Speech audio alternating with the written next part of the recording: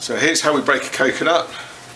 There are 3 eyes. Do you see the 2 eyes at the top have this line going across there? That's basically where we're going to hit it, sort of at right angles to that, with the back of a heavy bladed sort of carving knife, not your best one.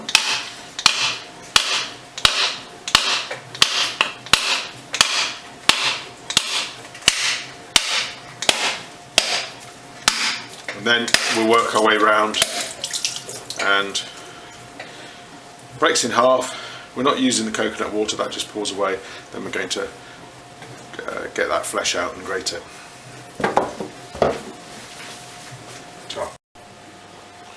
This is our coconut scraper. As you can see, it's basically just some serrated blades that rotate on a fixed stand. This is fixed to our work surface. You can buy these online.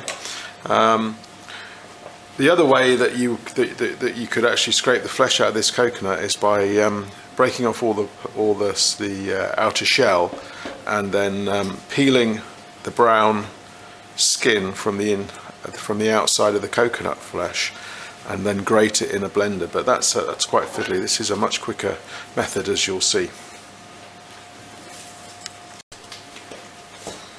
And here's the coconut grater in action. So you see it rotates round, and as it goes, it collects the grated coconut, and then we're just saving that into, this is just a stainless steel catering dish. You could use any kind of shallow bowl, and then we basically work this round,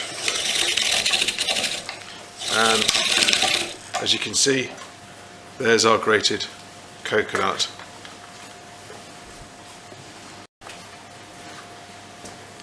So that's one whole coconut done there. That's about 250 grams of coconut. These are quite big, the coconuts that we got here.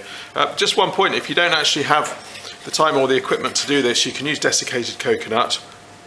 And for a recipe like our Thuran recipe, where we use 125 grams of grated coconut, you can use desiccated coconut. Be careful that it doesn't have added sugar, so check the back of the packet, make sure it's just coconut. And 100 grams of desiccated coconut can be reconstituted with 2 tablespoons of water in a microwave. Just put those in on a microwavable container with the lid on for 1 minute on high, and that will steam, and once that's cooled down, you'll have something very, very similar to this. One other point is that if you buy, I've bought half a dozen coconuts here, and I'm grating them through, and then I shall freeze this in bags of the volumes that we typically use for our recipes, and it freezes really well and will keep in the freezer for about 6 months.